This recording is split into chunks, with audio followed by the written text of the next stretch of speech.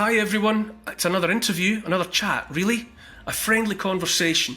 Today's brilliant guest is going to be taking us on a journey of exploration of what money is.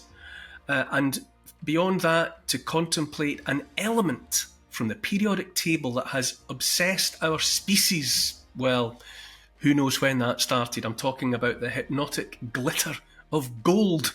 But before we get started on the content, just a quick reminder to check out my patreon.com site where you can sign up, part with a little bit of cash, about the price of a cup of coffee every month, and you can keep the wheels on the wagon. It's a real practical contribution to what Paul and I seek to do here. There's first access to new content, exclusive access to a question and answer session, competitions, all sorts. It's great, honestly. Join up, make it better by being there. Okay, enough of all that. It's time for the interview.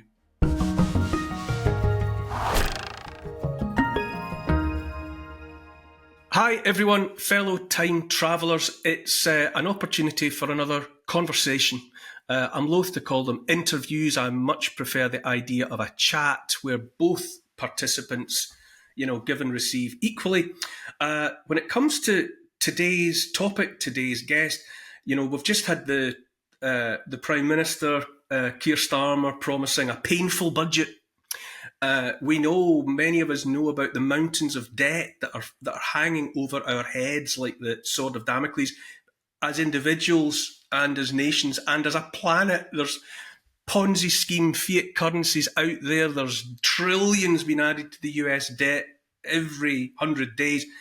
It's a precarious financial time. And I think about money and wealth a lot, not just in the practical everyday sense that we all need money, but the philosophy of it. And so after having a bit of a think and searching high and low, I've come up with, and I welcome now today's guest, Nick Ward, founder and director of Gold Bullion Partners. It's a London-based company specialising in the delivery and storage of physical gold and silver, which is another concept that absolutely fascinates me. How much gold is there in the world, for example? So without any further trailing, good morning, Nick. How are you? Yeah, very well, thanks, Neil. Thank you very much, and thanks for having me on. Yeah, it's you're right. We're in a debt trap. There's no other word for it. Nick, it strikes me that as well as being something that we all need every day, cash, money, to transact, to pay bills, to buy the things that we need, that obviously money, wealth, it's a philosophical notion. It's an abstract as well as a practical and a physical. And I wonder, given that you're in the business of gold and silver, I wonder how you define and understand what money actually is. Yeah, absolutely. Neil, money's is simply a tool we use to acquire goods and services. That's it. It's a medium of exchange that allows us to store our value until we're ready to basically get what we want. But look, if you break it down even further, all money really is just a way to store your time. That's it. It represents the time and effort that you've expelled throughout your lifetime earning it. And at the moment, we use a fiat currency, which basically means that it's currency because of government decree. And what that does is it loses value because of inflation. And what people don't realize, though, is that fiat's designed by its very nature just to steal as much of your time as possible without you noticing it. And look, the government will explicitly tell you, it's 2%, which most people don't bat an eyelid at. And most people don't even bother complaining about it either. And that's what the government rely on. It's a nefarious way, if you like, of robbing your lifetime savings through the back door. Look, what it means is that your life energy is depleting by about 2% every year. So it's stealing your wealth as fast as you're trying to make it. Does there need to be inflation? Is that an inevitable fact of life, or is it a mechanism that is deliberately applied? No, it's a mechanism that's been deliberately applied. I mean, We've only been under this system, this modern monetary theory system, for the last 53 years. It doesn't have to be that way. We were always on a gold standard, and throughout history, we've always used something physical, a physical commodity, to base our currency off. And whether that was shells, feathers, copper, you name it, stones, certain types of stones, and then we eventually settled on gold. But no, absolutely, it doesn't have to be this way. But it's just to keep you on that hamster wheel, turning around, not being able to escape the system, seeing everything going up in value, but thinking, look, what's going on? I'm working as hard as I possibly can. Everything's going up in value apart from my wages. And that's because of the inflationary design of the system that we have at the moment. It's inherent. It's created deliberately in this way. It's by design. So the wealth that each of us has, great or small, is being deliberately denuded and diluted by government decree. And if that's the case, why? Why is it in the interests of government to devalue the money in my pocket? Because, like I said, it's a nefarious form of tax, Neil. It's because they can't increase taxes. It's so unpalatable for them to do that. Well, I mean, you say that. I think tomorrow Starmer's going to come out with a whole raft of them again, as if they couldn't get any higher.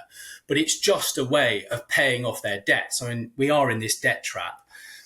We built up such a huge, look, debt in the UK at the moment is 4 times the size of our GDP. It's massive. Never before has it been this size. And just to put that into perspective, Neil, that's about £350,000 per household, or 180 grand per individual. That's how much debt we're in. So we're now getting to a point in the next 2.5 years, probably by 2027, where we're not going to be productive enough in order to pay off the interest on that debt, let alone eat into the capital. And that's what's really concerning. So the government think, how are we actually going to pay this off? Okay, we've got to debase the currency and inflate it away. So, it's nefarious, and most people don't realise that that's how the system operates, but it's deliberately designed to take your purchasing power away from you without you noticing it. You touched on the history of money, and and I'm careful and mindful that we don't want people listening just at the mere mention of the word money. People tend to think of banknotes maybe, or coins, or whatever, but it's a concept that predates any of that, isn't it? I mean, what is your sort of, when someone asks you about the history of money, what do you say? How far back do you take the concept? Oh God, you could go back 5,000 years. I mean, there have been so many different types of money that have been used, but it has to have certain attributes. Basically, it's got to be portable, it's got to be divisible, durable, and fungible. So, look, fungible. What is fungible? So, look, apples would obviously be a terrible currency as they rot. They're not durable. A lamb or a cow, for example, would be terrible because it's not divisible. But it's not fungible because, look, the rack of lamb would be worth more than the offal. So it's not interoperable, if you like. So over time, that's why gold became the best means of exchange. But not only that, Neil, it's got to be a unit of account as well. So, look, if you say, look, how much is that house? Oh, that's 10 bars of gold. Or how much is a week's worth of food? Okay, that's 1 bar of gold. So everything historically was measured in grams or ounces of gold. But it's actually only since the early 19th century we then got these fiat currencies, which became the unit of account. So back then, 1 ounce of gold, it was $20. And that was the case for about 100 years. And that meant all the currency in the world was divided by the amount of gold that you had. But the problem with it, Neil, and the reason that we came off this is because gold was too slow, basically. It had to be, in modern society, it had to be sped up with the number of transactions that were taking place. So look, I could order a product in Scotland from you, Neil, from here down in London, but how do I pay you, as delivering the gold is just going to take too long? So over time, we basically developed a system where the gold goes into the bank, and the bank put it on something called a ledger. So instead of them delivering it, they say, well, take 1 ounce of gold, say from your ledger, Neil, and they'd add 1 ounce of gold onto, say, Nick's ledger. And that was just to get the settlement speed up. So the gold itself didn't move. The gold just sat somewhere and the transaction was just paper. Yes, exactly that. Yeah. We have a ledger where fiat currency basically becomes a debt instrument, if you like. Exactly that. So it's representative of the gold, but it's essentially just an IOU. Exactly that. Why, though? Why did we arrive at a point where, I mean, I've always been able to sort of instinctively make sense of the idea that, I promise to pay the bearer on demand.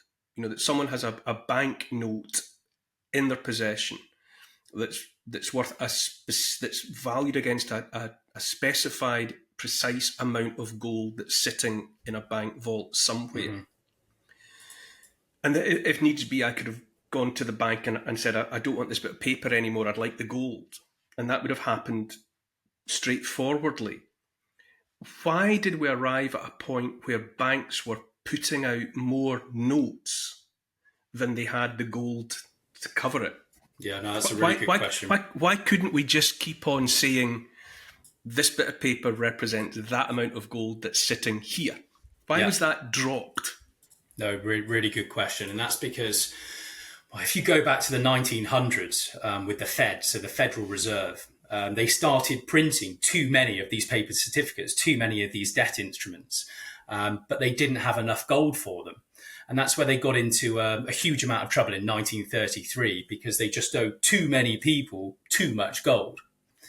So what FDR did is he introduced the Emergency Banking Act, where they declared a bank holiday, created a crisis, essentially, closed down all the banks for 4 days and stopped people taking their money out. And then, Neil, they signed something called Executive Order 6102, which made it illegal for the public to own gold and actually get it out of the bank.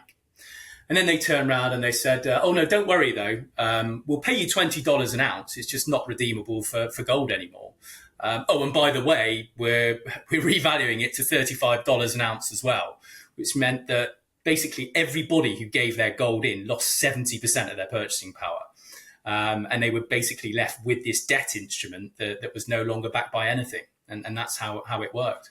And presumably people took that on the chin because they were being sold it as something sort of patriotic or faithful to the needs of the greater good, that they were surrendering some of their wealth. Yeah, you hit the nail on the head, Neil. It's they were psyoped almost into thinking that they're doing their patriotic duty, and it would almost be treacherous to keep it. But that's they managed to do it. The situation continued for the 40s, 50s, 60s, until a lot of countries in the world started saying, look, what's going on with these paper certificates? We don't even trust them anymore. We actually want to take delivery of the gold itself. I mean, the French even sent warships over to go and pick it up, to go and pick their gold up because they didn't trust the Americans. And then Nixon simply turned around in 1971 and said, no, we're defaulting on our obligations. The dollar's no longer going to be pegged to gold, basically. And that meant as well, Neil, that every other currency in the world was also depegged from gold, because back in the Bretton Woods Agreement in 1944, it was established that every other currency would be pegged to the dollar, which would then be pegged to gold.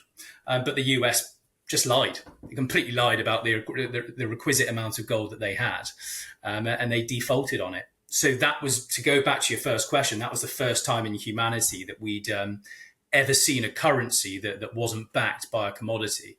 And that's how we ended up in the predicament that we're in today. How is it, and this is probably an impossible question to answer, but I've been paying attention to debt for a lot of years, national debt and so on. And for, I don't know, more than 20 years, I've been hearing people say the bubble's about to burst. They can't kick this can down the road any further. It's all going to happen next year. It never does. How is it that the nations, the World Bank, the Bank for International Settlement, or whoever you want to point the finger at, keep this thing going when it sounds like it's a Ponzi scheme? that everyone knows about. It's exactly what it is. It is a Ponzi scheme. There's no other word for it. And they can continue to kick the can down the road with more QE, more cowbell, more money printing. And it will carry on for as long as possible until they're ready for it to collapse, I think. And I really genuinely believe there's going to be a managed collapse. So once they've got the agenda in place, probably by 2030, I don't think it's going to happen tomorrow, but certainly by 2030, that's probably the time they're looking at doing it. And look, they're hoarding gold. All you've got to do is look at what's happening in the East. China, India, Russia, South Africa, I mean, the BRICS countries, they've been hoarding more gold now, I mean, this year, in the last 2 years, than we've ever seen in human history. And they're actually meeting in October to discuss a gold-backed currency. They actually want to create a currency that's 40% backed by gold. So they know the game's up. They know it's failing. They've just got to try and accumulate as much gold as they possibly can without people waking up and realizing, which is why the Chinese, the Russians won't ever tell you how much gold they've got. They'll report a very small figure, but in reality, they've got about 20,000 tons of it. That's the Chinese. So, yeah, it's going to be a managed and a controlled demolition once they've managed to sap away everybody's wealth as much as they can and create that disparity between those at the very bottom and the elites at the top. Once they're happy, that's, I think, when they'll orchestrate the crash. Do we even know, with any sort of certainty, how much gold is available? I mean, if you made a mountain, if that's the right word, out of all the gold that's hoarded wherever, how much is it in tons or whatever? Well, at the moment, the available, all the mined gold is about 212,000 tons. Now, you could fit that in just over 3 Olympic-sized swimming pools. You could fit it underneath the Eiffel Tower, if you like, in a giant cube. That's how much there is. But you can't destroy it. There's no way you can get rid of it. All the gold that's above ground is here and is here to stay. And are there known reserves, whether they're obtainable or not? Is it known that there's more gold that whatever the gold miners just can't get at yet? There is, but at the current prices, they can't get it out the ground, Neil. So they've got the technology to do it. It's just the cost of hitting those untapped reserves is so high given the current gold price. So yes, there's some of it left, but we've already got about 80% of it. There's only about 20% left. We hit peak gold years and years ago. It really is a finite asset. There's not much at all. People seem to think it's a lot more ubiquitous than it is, but it isn't. It's extremely rare. You say a managed demolition, and you mentioned the year 2030. So explain to me again what the powerful and the wealthy would seek to do in the 6 years remaining to them. Well, before this, what are they going to do to us? Oh, I could talk to you about this for hours, but look, privacy is really going to be the next main enemy, without a shadow of a doubt. I don't know exactly how the mainstream media is going to try and panic the populace in order to give it up, but I think they're going to try and... What do you mean privacy? Just digital IDs, money in the bank. Obviously, we've all heard about CBDCs and what the intention is there. But I think they want to tokenize absolutely everything. That's the aim, ultimately. So nobody has any privacy in their life at all. And the first way that they're going to try and attack this is with digital IDs. And obviously, that's going to be the slippery slope that then leads us into a CBDC. But just look at the online safety bill at the moment. You can see what they're doing there. Look how Starmer's cracked down on these riots, saying things on social media at the moment. It is getting more and more dystopian. But privacy is going to be the main enemy for them. And what the media... What's the correlation between privacy and wealth? You're right. That's another bugbear of mine. Online safety, censorship, silencing, whatever, two-tier policing and all of the rest of it. Yeah, absolutely. But how does loss of privacy affect money and wealth? Because ultimately, if you don't have privacy over your own money, they can control what you actually spend it on. They can control how much wealth you're even allowed in the bank. Let's say, for example, your social credit score isn't up to date, or you spent too many carbon credits. That's going to be a new one that's added into it as well. They'll simply say, okay, we're going to give you -5% in the bank. You're going to be actually receive negative interest rates because you're a social undesirable. But you know what? You've just come out of university. You're trying to start a family and buy a house. Okay, we'll give you 3%. But not only that, they'll socially engineer us and prevent us from flying abroad too often. And then they'll try and monetize that system and try and sell us carbon credits. That's also another thing that's to come. So privacy and taking privacy and control of your wealth, I think now is just so important, because you need to get on that life raft because the door's closing. It really is. I think if they could do it now, they would. They just don't quite have the technology set up to do it. But every central bank throughout the world is developing a CBDC. I mean, they're all at it. I mentioned, cryptocurrency.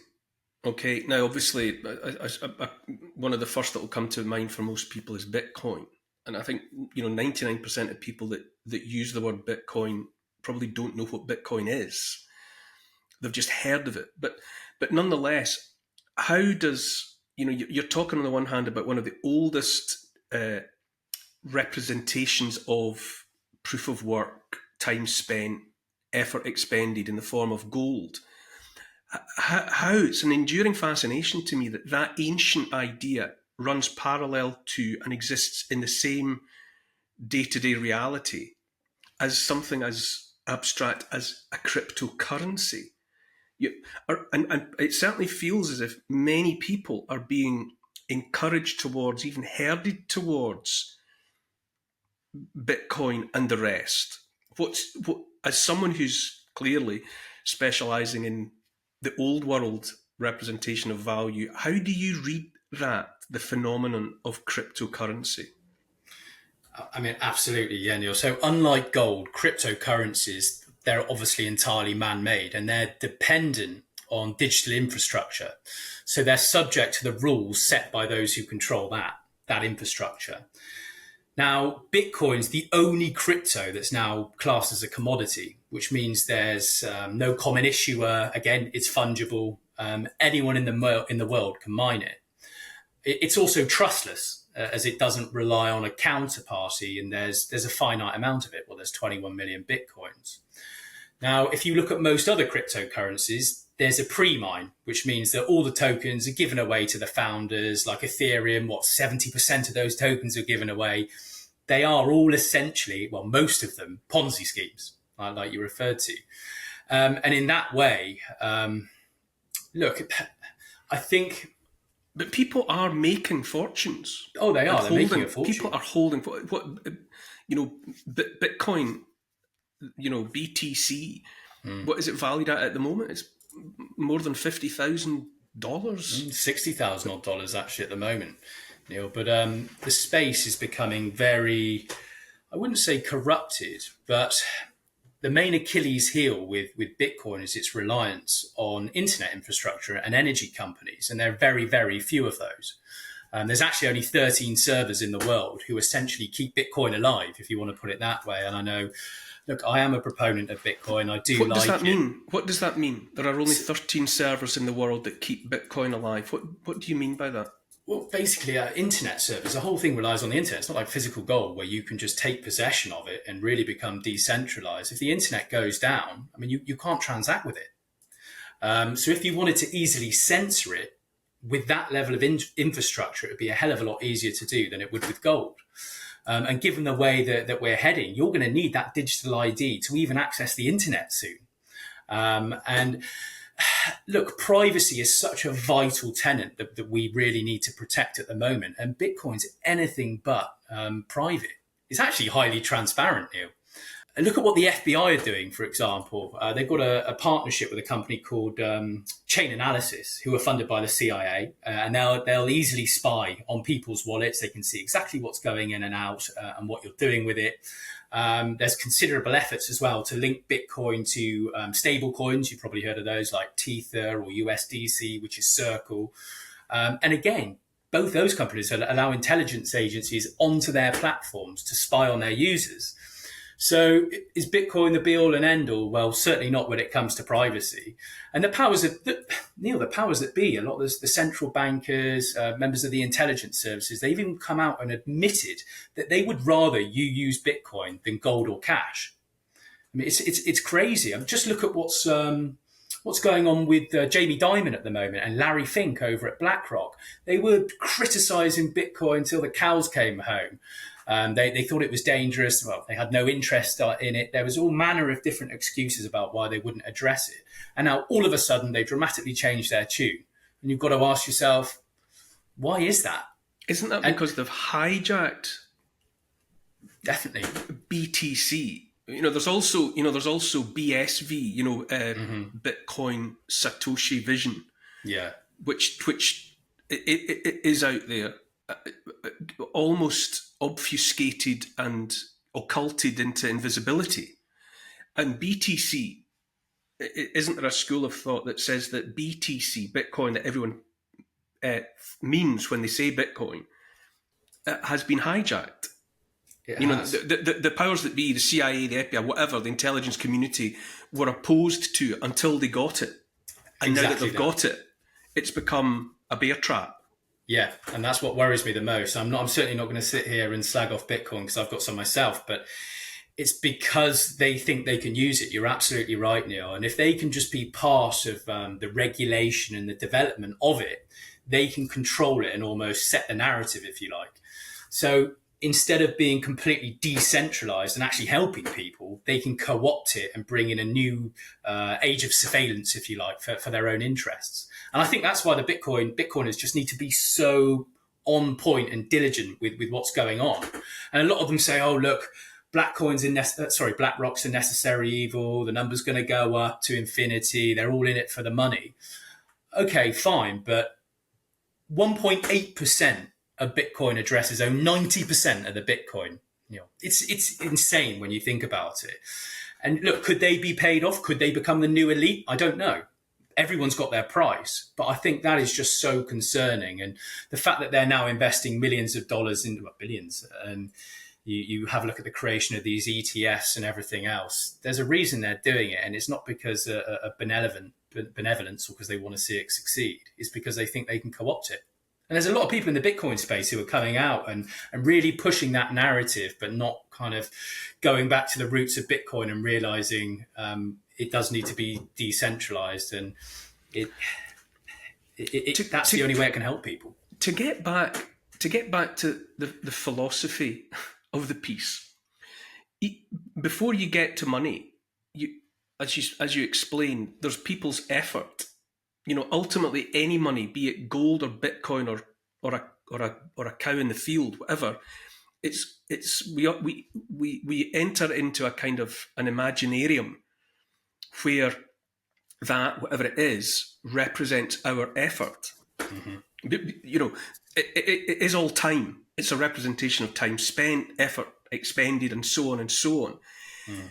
If the 2030 nightmare scenario that you describe, if we're waking up to that in 2030,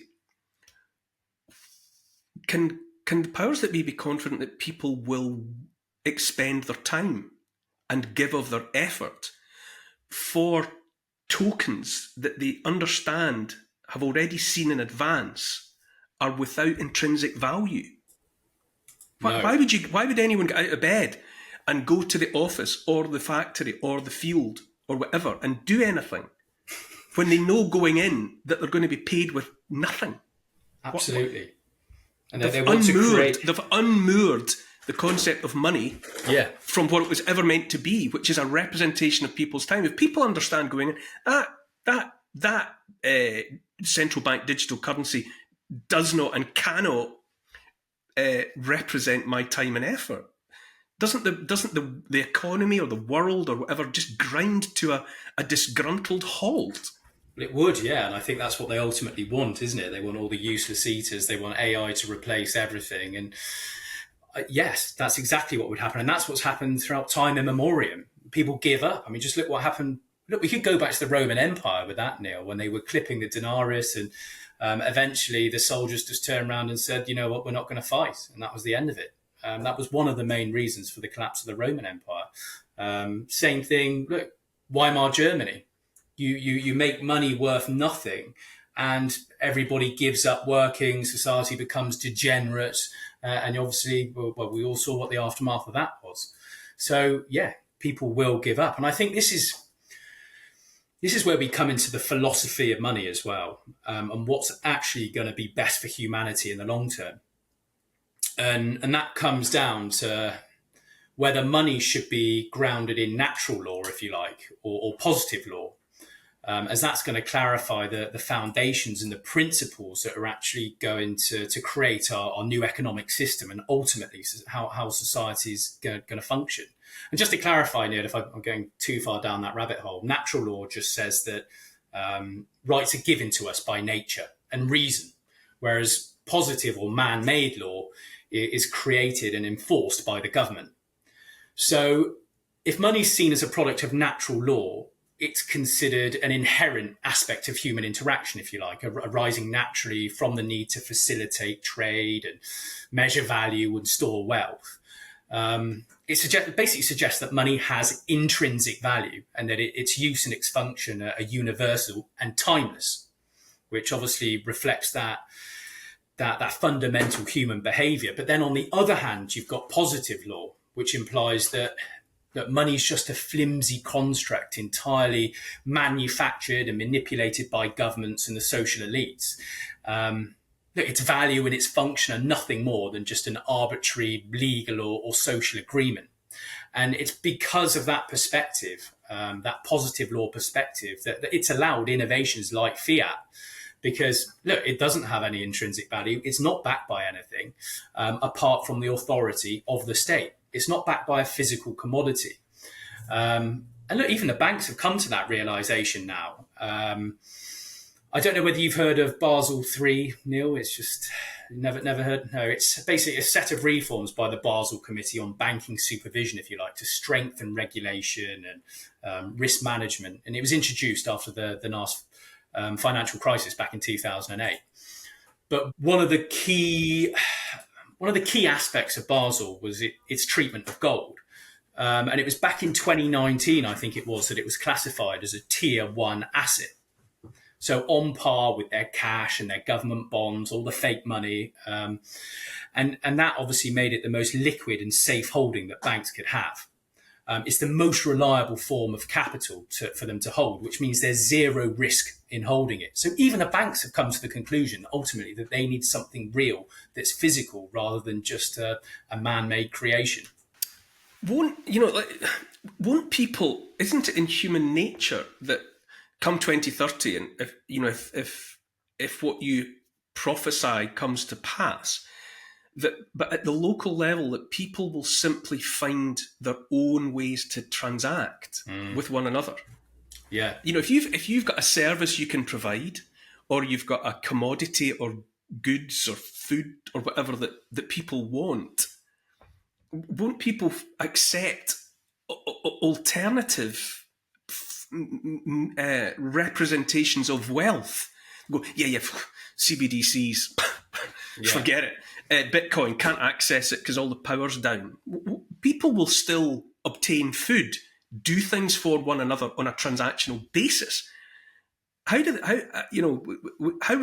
any government, however nefarious, however malintentioned, subvert that? I mean, people deal with people.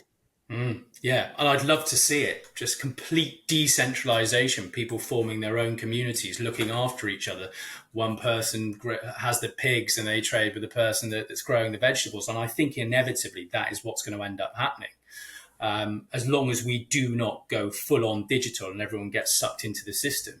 And yeah, take delivery of pieces of gold. It's universal. Whenever we've seen a crash in history, again, Weimar Germany, Zimbabwe, Argentina, Venezuela, what's the one thing that people recognize and go back to trading and gives them that unit of account? It's gold every single time. And that does seem to be fundamentally underwritten as a concept by the real world action that you mentioned of all these BRICS nations and the BRICS nations represent most of the world's population. The petrodollar West is a fraction of the population potentially that now might count itself into BRICS, and that as part of the Enbridge project and the gold-backed unit currency and so on, that is a real world demonstration that nations are saying, oh, enough's enough. Let's get our gold back. I don't want it in the Federal Reserve or anybody's reserve. I want it where I can see it. Yeah, a lot of European countries have even been doing that. I mean, Germany did it a good number of years ago now, but people want to actually get it in their hands. They don't trust the Federal Reserve. It's never been audited. We don't even know whether they've got the gold that they say they do. Probably not. It's probably been lent out to many other countries many times over. But yeah, if you look at what's happening in China, every citizen is actually encouraged to buy gold. They've got a 50% savings rate in China. And look, they certainly don't trust the property market over there at the moment. They don't trust the banks. Where else can they keep their gold? So they all, not only culturally, but they're encouraged by the government to take delivery of it. Let's say you're right, and there's 200,000 tons of gold, 3 Olympic-sized swimming pools full of gold bars and coins and jewelry and fillings and everything else, and that's it. If you've got the US owes 36 trillion at the moment. It's adding 100,000 in debt every second, a trillion every 100 days. There's 200 trillion in derivatives over and above, also hanging over everything, and yet this finite amount of gold that everybody wants is what is valued at $2,500.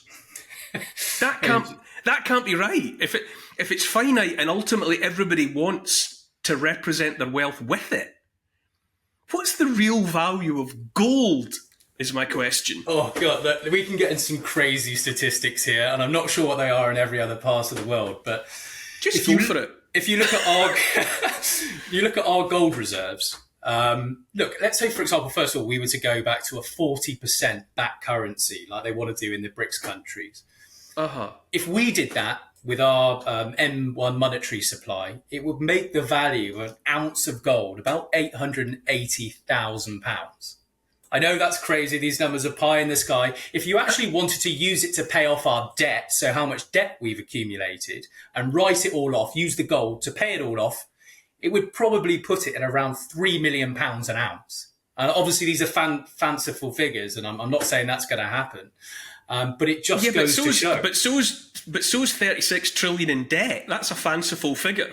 I mean, everything at the end comes down to what people are prepared to believe, / trust / accept.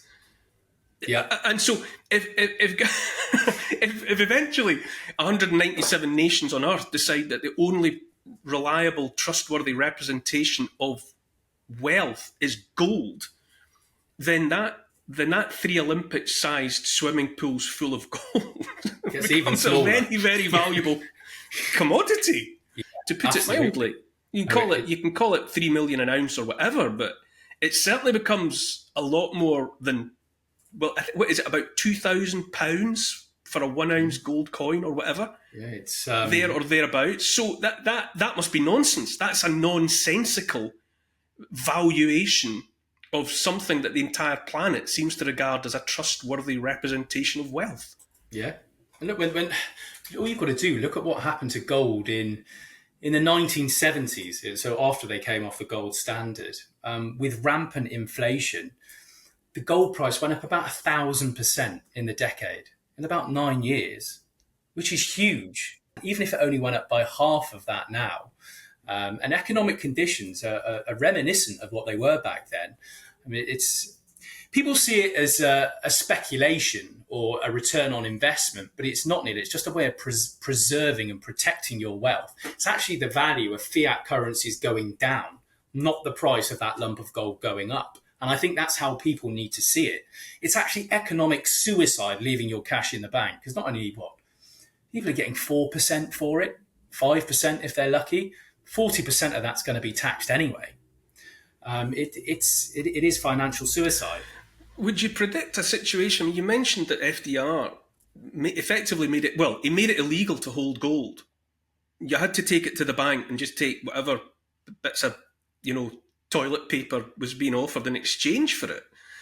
Could you envisage that happening again? I mean, if well, let's say gold's worth £3 million an ounce. Are they going to let people like you and me hold some under our beds? I mean, you never know. I don't put anything past them now. The world's just so topsy-turvy, left, right, ups, down, blacks, white. I don't know. Are they going to send the gold Gestapo round to your house to come and get it? Well, how the hell are they going to find it? If enough people just say no, then it just becomes completely unenforceable. Yes, they could stop you buying it in the future, and maybe that door's getting a lot smaller as time goes on. But how are they going to take it off you? Isn't it fascinating, Nick? I mean this most sincerely, that in this 21st century world of tech, whatever, everything, Neuralink, artificial intelligence, Starlink satellites, and all of the rest of it, that there is still this human faith in an element, Yeah, something naturally occurring in the crust of the planet. yeah. That never goes. It makes you wonder, doesn't it, if gold is actually in some way more than just something nice to look at, and it almost forces you to contemplate It does. 5,000 years ago they knew something about gold that we've forgotten. That as well as looking nice on a chain around a woman's neck. Yeah, I mean the Mayas used to refer to it as the tears of the gods. I mean, every Egyptian pharaoh was buried in it. But what's really interesting in relation to that, Neil, is the new supply of gold actually increases at the same pace as population growth. So there's just as much gold now per capita as there's ever been. It's really nature's form of money. You're absolutely right. And like I said, it's indestructible. It's inert. It doesn't rust. It doesn't decay, tarnish. It always keeps its shine. But how can that be true when there's a finite amount of it? How can it, if there's only that much? What do you mean when you say it keeps on being as available as it ever was? Well, there's a natural amount of it still being dug up, and we will get to that point where there just isn't enough of it left. Yes, there's some of it, there's a lot of it in the sea, but it's just so dissolved and it's so tiny, there's no way you can access it. But yes, to go back to what you said earlier, it was part of the very dust that formed the solar system. It's actually even older than the world itself, and maybe this sounds a bit evocative, Neil, but touching gold's probably the closest you're going to get to touching immortality or eternity. I mean, scientists even think that they can see it being created millions of light years away in the reflection of the light and the stars. It's incredible. It really is. And I think history as well, throughout, where no matter what period in time you go back, even whether it's the cavemen, the Stone Age, where whatever country it is and whatever period it is, it's deeply rooted in our instinct that it does have some kind of value. You're right. There's a hell of a lot of cultural and religious significance to it. What about? I mean, this is to touch now to come to you're absolutely in the business of whatever, selling, storing, whatever, gold bullion. What about? I know various people who have bought into the value of gold. We get that, but they don't hold any. There are schemes, if that's, I don't mean that necessarily as a pejorative, but there are schemes out there where you invest, I'll buy £1,000 worth of gold, but you don't actually take delivery of the gold. No. Now, talk to me about the veracity or trustworthiness of that kind of idea. Well, they're not. It's just a fiat version, kind of being stuck on gold, if you like. So if you look at paper gold, ETFs, for example, so that's an exchange traded fund. So it's a share, basically, that tracks the value of gold. And a lot of these companies say that they actually hold the gold. They say they do, but they don't. They print out 100 paper contracts for every ounce of gold that they hold. So let's say, for example, the market collapses, everybody asks for delivery of it. Well, only 1 in 100 get it. So it's just another way of financializing gold and making a What did the other profit out of it. 99 get? Nothing. What, They're cash settled, if you like, in a rapidly deteriorating fiat currency that's not worth the paper it's written on. this is a naive question, I suppose, but it's probably worth airing it anyway. How can that be legal? How can we be living in an economy where the government and everyone else knows that there are companies that are promising people gold that they know doesn't exist? How? Because Explain to me how that can be above board. Why can't I do that? Yeah, well, exactly, yeah. And I think it all goes back to, look, if people did realise exactly what was going on in the banking system, and the fact that everything is rehypothecated, that's what they call it, the whole house of cards will come collapsing down immediately. So it's like a giant game of poker. They want to carry this merry-go-round going on and going on for as long as they possibly can without anybody realising what's going on. A lot of people, well, most central banks won't publish or tell you the amount of gold that they have. They keep it completely private. None of us actually know. So unless you've actually got it in your possession or in your own private vault, the answer is you don't know. You just don't. But just to reiterate, it is possible by whatever means to set up a company where you advertise the promise of gold, and you take delivery of 100 people's investment, but you're only really able to honour one of those 100 people if push came to shove, and that's a legitimate business model. Yeah, absolutely. It depends how you're regulated. Look, there's a lot of nuances behind it in terms of the contracts of these particular products. But if you look at the gold that some of these companies actually own or they have as backing for these contracts, it's actually owned by a central bank. But that central bank have lent it or borrowed it from that one, who's also lent it to another one. And before you know it, it's been lent out 10 times over. Of those, we're talking about the BRICS nations repatriating their gold as hard as they can go, China, Russia, and everyone else, whatever. How much of the gold is now in the BRICS? Oh, again, is anyone even seeking or attempting to estimate of the global cake of gold or whatever? How much of it has been repatriated into those countries that don't want anything to do necessarily with the Fed and the Bank of England and whatever? Well, we know there's a mass exodus out of the West. It's getting increasingly harder to get hold of the physical asset. And the Chinese, the Russians will gobble it up and we'll never see it again. It never, ever leaves the East. As soon as it's gone there, it never sees the light of day again. And some people have attempted to do some analysis on the Shanghai exchange, obviously how much gold the Chinese are importing in particular. And they think it's actually over 20,000 tons of gold. It's phenomenal. But again, no one's ever going to know. They're the biggest buyers. Everybody in the West kind of sticks their head in the sand. That's only 10% of the sort of 200,000 that you mentioned. Yeah, 10% though. That is phenomenal. Well, that's a huge percentage. So the other 90% might still be in. Yeah, we don't know what the Russians have got either. We don't know how much the Indians have got, the Iranians. It's such an opaque world. No one's ever going to come out and tell you exactly how much they've got because it creates so many geopolitical issues. If the Chinese came out and said, okay, we've got 20,000 tons of gold, that's like throwing the gauntlet down to America and saying, yeah, we're going to de-dollarize. We're going to get off your system. We're going back to the gold standard now. And it would create, it'd create hell. God knows what the ramifications of it would be. So that's why geopolitically they want to keep it as quiet as they possibly can until they've accumulated enough of it so they can go back to that gold-backed CBDC, which I think ultimately it's going to be.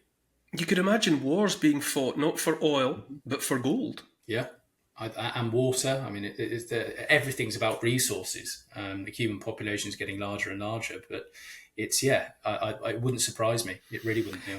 But I'm not telling you your business, obviously, but it does seem to me that I can't think of any reason not to seek to own a bit of gold. Yeah, it doesn't seem like what would be the short of the the gold Gestapo eventually coming and kicking down your doors in search of it. But in every other respect, what could possibly be the disadvantage of holding something that at the moment, on the face of it, seems to be ludicrously undervalued in Extremely relation so. to what it represents to 8 billion people? Yeah, I think people have got to see it as a long-term store of value. It's a foundation for their portfolio. It's insurance for when everything crashes around them. And look, I suppose the only danger is the gold price can fall back. It can dip. Let's say it goes down 5% in the year, which is But how could it? How could it? How could it possibly? That would have to be artificial that no one would believe. yeah. You know, Well, if you tried to obviously, tell people tomorrow that gold was only worth $1,000 an ounce, would that take root with people who already know? Oh, wait a minute. yeah, exactly. Russia and look, China and India can't get enough of this stuff. How can you possibly be telling me it's not valuable? and that the powers that be, and this is another rabbit hole that we could go down, but they are trying to manipulate it as such. They're trying to use the paper market to keep prices as suppressed as they possibly can. All the while they're accumulating and hoarding the physical. So there's a lot of manipulation that goes into it. There really is. They'll say that there isn't, but I mean, it's pretty obvious that's So do you mean what's that going on. they tried to trick everyone into thinking it's not very valuable until they've got it all, and then they say, oh, guess what? It's actually worth... Exactly. Okay, we're ready to revalue it again, just like FDR did. What we were speaking about earlier, Neil. Revalued it at $35 instead of $20. What about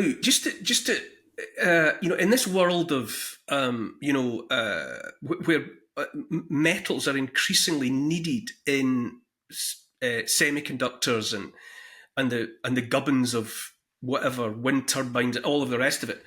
What about other metals? You know, we haven't touched at all on, well, certainly silver, but what about, I don't know, copper and all of the rest of these things that would seem to be inherently valuable for a high-tech world?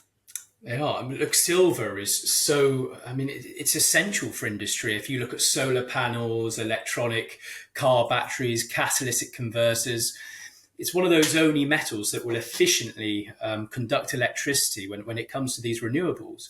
I mean, I think Elon Musk was even trying to buy a silver mine at one point to guarantee the supply of it. So that's going to be absolutely critical. Now, silver kind of, not only is it a monetary metal, Neil, it's also an industrial metal. And that's why HMRC actually tax it with VAT in the UK, whereas with gold, they don't. But if you look at the ratio between silver and gold at the moment, you think gold's undervalued. Silver's incredibly undervalued. It's kind of an 80 odd to 1 comparison. So it means it takes 82 ounces of silver to buy 1 of gold. Now, historically, that ratio, Neil, was 16 to 1. So it took 16 ounces of silver to buy 1 of gold. So forgetting all this industrial demand, people are saying, look, it should already be worth kind of 3 times more than it is at the moment, just based on the historic means and the historic trends, let alone all this industrial demand that we've got coming through. So look, silver's a lot more volatile. It goes all over the place. For every 1% increase you get in gold, silver will go up 2.5%.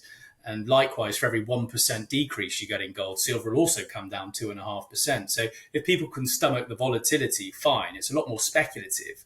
But again, that's certainly something to consider. And we've seen a lot of people putting large percentages of their portfolios now into silver for that very reason. Regardless of what you think of this green agenda and all that madness, the fact of the matter is it does consume a lot of silver. And I know that, well, like a gold coin, when you buy it, hold it, if you come to sell it, you don't pay capital gains on it. Yeah, absolutely. And does the same rule apply to a silver coin? No, so that because people might think, oh, it'd be lovely to own a big gold bar, and indeed it would, but it's affected differently, isn't it, by government taxation? Absolutely. And this is what's so important in terms of protecting people's retirements and their savings. As a UK resident, you qualify and benefit for the tax-free metal. So it just means that you've got the ability of growing your portfolio, and it doesn't matter how much or how quickly you do it by. It's completely exempt from tax. And there's just a caveat of British law, which means you can't tax the flow of currency. And that applies to both gold and silver coins. So it is one of those only assets that's going to keep ahead of inflation. I mean, of course, the inflation rates, Neil, they don't include the cost of government. If you look at the CPI, the RPI, they don't include tax in that either. So not only are the government telling you, okay, inflation's at 2.2%, but it's not. It's actually at more like 15% if you want to look at the real figures. But on top of that, on that measly 4% that you get in the bank, you're paying tax on it as well. So before you know it, let's say you've got 100 grand in the bank, 4 or 5 years down the line, if you haven't taken any action at all, it's going to be worth less than half. It's incredible. And that's why gold and silver, it only applies to UK residents, but it's just so important in terms of protecting you against inflation for that very reason. Completely tax-free. And that means it's private as well. But so silver coins, in the same way that gold coins, they would hypothetically be worth a lot more per unit Yeah. than we're being invited to think, for all sorts of geopolitical reasons around technology and the control thereof. Mm-hmm. And we're seeing a lot of countries and throughout the world trying to stash silver too now.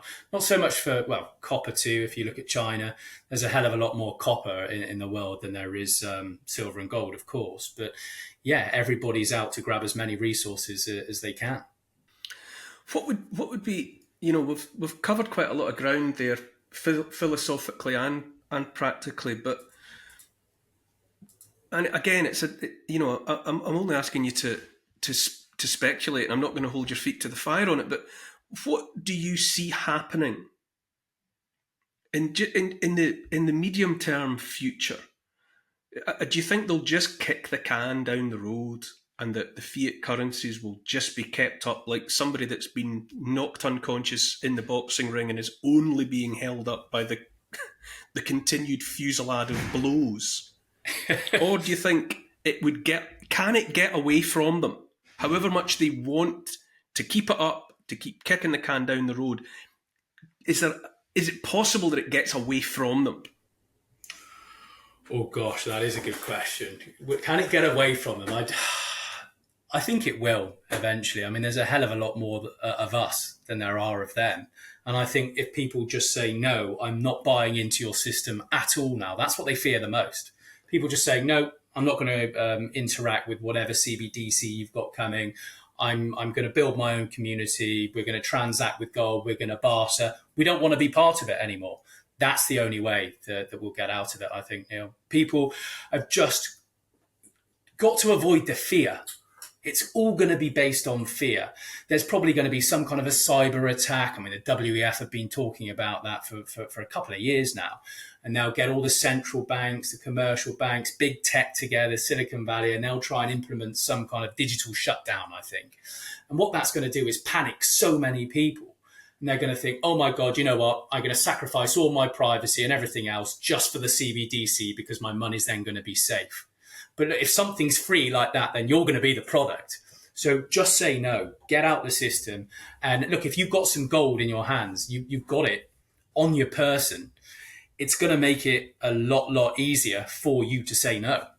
So I think it's just civil disobedience, Neil. That's the way that we get out of it. This perpetual fear of the cyber attack. I often lie in bed at night and think about how I am old enough that I remember a long part of my life before any of that, before the internet, before any of it. And that now everyone's this pressure that's on everyone to accept that everything online is the be all and end all, that there's no other way to do anything, is a gargantuan confidence trick. Absolutely. You can't cyber attack a person's inherent potential. You can't cyber attack a person's skill, what they know, what they remember. You can't cyber attack books on bookshelves and LPs, No. on shelves. And you can't cyber attack a person's ability to go out and plough a field or fix a blocked toilet or plaster a ceiling. You can't cyber attack that. You can't. All of those inherent values that are what make people useful to one another cannot be cyber attacked. No, and that's why I say to people, look, it's so important. Don't just get your gold. get real books. I mean, they're trying to edit the books now and change the language in them to get rid of things that maybe aren't as socially desirable. They are corrupting absolutely everything. Yes, grow your own veg. Don't just rely on it from the supermarket. Learn a skill. Learn how to even start a fire. I know it might sound dystopian and everything else, but there's going to come a point in time where you're not going to be able to get access to all these things like you can at the moment. They're going to restrict that knowledge and keep it to a very certain number of people. I suppose it's just like in the Dark Ages when, the Catholic Church, they held all the information, all the power to everything. It's just who controls that information. So yeah, completely decentralized. It's so important. I've got thousands of books in my house for that very reason. Original copies of some things as well, because they're already at it. They're already editing them. And they know in the real world, they can't do that. Yeah. It is, I think you said it, words to the effect. It's just about fear. That's all that's being applied against us is fear. And it's, don't believe in it. Never. Fear should be the most devalued currency. Absolutely. We should just say, if fear is running at $3 million an ounce at the moment, let's just remind each other that actually it has no value whatsoever other than that which you invest it personally. Yeah, I think that's the real opium of the masses, if you like. It is fear. It's the only way they can co-opt people into doing things, and it's so powerful. But I think the pendulum is starting to shift. I think there is light at the end of the tunnel, and people are realizing, no, I'm not going to be co-opted in the way that I once was. Over the pandemic and everything else. People know the game's up. They can see exactly what they're doing now. Just don't fall for it. I fantasize about a day when people look at a copy of a book from 10 years ago or 20 years ago, or they look at a plate of food, locally sourced and cooked with love and respect. That when people start to look at those things and remind themselves that ultimately these are the only things of value. Things like the real thing. You're talking about gold, how you can hold it in your hands. But food, a book, a recording of music, a physical version of a film that you love or whatever. Mm-hmm. These are real things. And even relationships. Yeah, Neil. You look at now, everybody's on their phone constantly. You can't go out and have a nice dinner or whatever it is, or enjoy time with your family without everybody permanently being glued to their phones.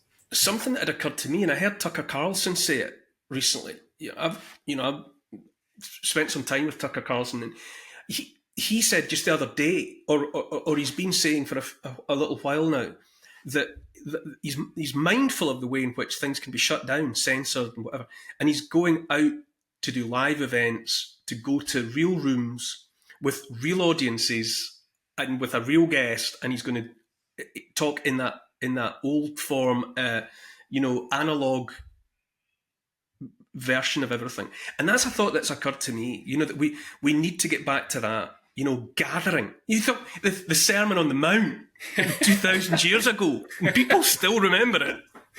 However many people were actually there, the world has never forgotten the Sermon on the Mount because it happened to real people listening to another real person. And we've got to get back to that. Tucker's right. And I've thought it as well. This is great. This is a miracle that you and I are having this conversation just now. You could be in Timbuktu and we would still be able to have this conversation. And it's brilliant. But not only, but also to reinvest in the value in being in a room with a couple of people. They can't cyber attack that. They can't. And I think a lot of people are going to start giving up a lot of technology, and hopefully they're going to realise this. And like I said, the pendulum is swinging. A lot of people that I speak on the phone to, so many of my clients, they say exactly the same thing. They're abandoning it. They're getting out there and making that proactive effort to go and see their friends more in their communities. It's that's the way it's going to go. There's no doubt about it. And that, like I said, that is what they fear the most. Yeah, I think it's interesting, isn't it, that gold is real, and it maybe the renewed interest in it is because it's symptomatic, as you say, of that swinging pendulum, and people, what they want. People talk about a loss of meaning. People want real. They want, and gold's just an emblem, an icon of real. And maybe the pendulum swinging back is going to reunite people, real physical face-to-face relationships, real things held in the hand will be valued for what they are. Interconnected. It's all interconnected. Yeah, absolutely that. And again, that takes us back to the natural law versus man-made law. What's real and what's not. And as soon as you buy a bit of gold, it'll take you down so many other rabbit holes because they are interconnected. Nick Ward, founder and director of Gold Bullion Partners. That's been a most enjoyable conversation for me, I hope for you, and I'll certainly spend the rest of the day mulling over just some of what we've said together. Thank you. I've really enjoyed it. Thanks very much for your time there, Neil. And I look forward to speaking soon. Pleasure. We will. We'll talk again. We will talk again.